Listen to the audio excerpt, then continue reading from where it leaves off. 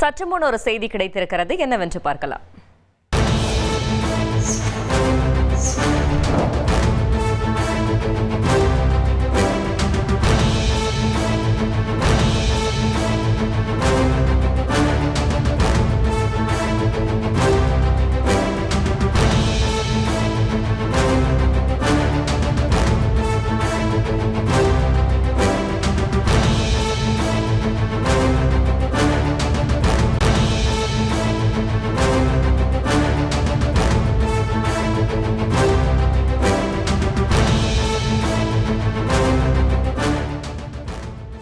இருட்டுக்கடை விவகாரத்தில் மீண்டும் பிரச்சனை கிளம்பி இருக்கிறது. இது பற்றின மேலும் விவரங்களை செய்தியாளர் ராமசுந்தரம் வழங்கிட கேட்கலாம். ராமசுந்தரம், வணக்கம். மேலும் தகவல்களை சொல்லுங்க.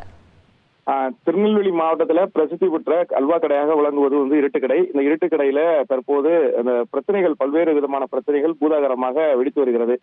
ஏற்கனவே இருவர் அந்த கடையின் மீது உரிமை கொண்டாடிய நிலையில தற்போது மூன்றாவதாக இருட்டுக்கடையின் ஆண் வாரிசு, இருட்டுக்கடை சொத்து குடும்பத்தின் ஒரே ஆண் வாரிசு நான் தான் என கூறி ஒரு பிரேமானந்த் சிங் என்பவர் ஒரு பத்திரிகை நாளிதழ்கள்ல ஒரு பொது அறிவிப்பு ஒன்றை வெளியிட்டிருக்கிறார். அதாவது அவர் கூறுவது அதுல என்னென்றால், இந்த கடையை நிறுவியது ராம் சிங் என்பவர். அவரது மகன்கள் 4 பேர் இருக்கிறார்கள். அந்த 4 பேர்ல ஒரு மகனான கிருஷ்ணான் சிங் என்பவர் தான் 1900களில் இருந்து இந்த கடையை நிர்வகித்து வந்தார். தொடர்ந்து அவரது உயிரிழப்புக்கு பின்பு அவரது மகன் பிஜிலி சிங்கும், அதாவது தொடர்ந்து அவரது மனைவி ஆகியோர் கடையை நிர்வகித்து வந்தார்கள். கடையில் உள்ள கணக்கு வழக்குகளை பார்ப்பதற்காகவே நியமிக்கப்பட்டவர்கள் ஹரி சிங் மற்றும் தற்போதைய உரிமையாளர் கூடிய கவிதா சிங், அவரது சகோதரர் நயன் சிங் ஆகியோர். அந்த வரவு செலவுகள்ல பல்வேறு குளறுபடிகள் நடந்திருப்பதாகவும் அந்த குளறுபடி தொடர்பாக சட்ட ரீதியான நடவடிக்கைகள் மேற்கொள்ள இருப்பதாகவும் அந்த பொது அறிவிப்புல குறிப்பிட்டிருக்கிறார்.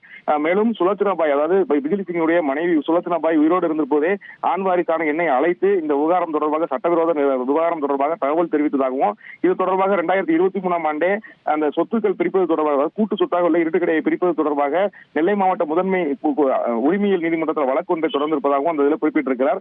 ஏற்கனவே அந்த பிரச்சனைகள் நிலையில் இருக்கக்கூடிய நிலையில சுலோச்சனா பாய் உயிரிழந்த பின்பு சட்டவிரோதமாக இந்த கடையை அபகரிப்பதற்கான நடவடிக்கைகள் மேற்கொள்ளப்பட்டு வருவதாக கவிதா சிங் மற்றும் அந்த உரிமை கொண்டாடிருக்கக்கூடிய நயன் சிங் ஆகியோர் மீது ஒரு குற்றச்சாட்டை முன்வைத்து இந்த நாளிதழ்கள் அந்த அறிவிப்பை வெளியிட்டிருக்கிறார். இந்த அறிவிப்புல மேலும் குறிப்பிட்டிருக்கும் போது, இருட்டுக்கடை பொது சொத்து, இந்த சொத்துக்கு ஆண் வாரிசு நான் மட்டும்தான், என்னிடம் மட்டுமே இது தொடர்பான உரிமைகளை கோர முடியும், யாரும் அவரிடம் எந்த ஒரு தகவல்களையும் பரிமாற்றம் வைத்துக் கொள்ள வேண்டாம் என்ற குறிப்பிட்டிருக்கிறார். மேலும் சட்டவிரோதமான அந்த செயல்களில் ஈடுபட்டு மீது சட்ட ரீதியான நடவடிக்கை எடுப்பதற்கும் தயாராக இருப்பதாக அந்த அறிவிப்புல குறிப்பிட்டிருக்கிறார். தகவல்களுக்கு நன்றி.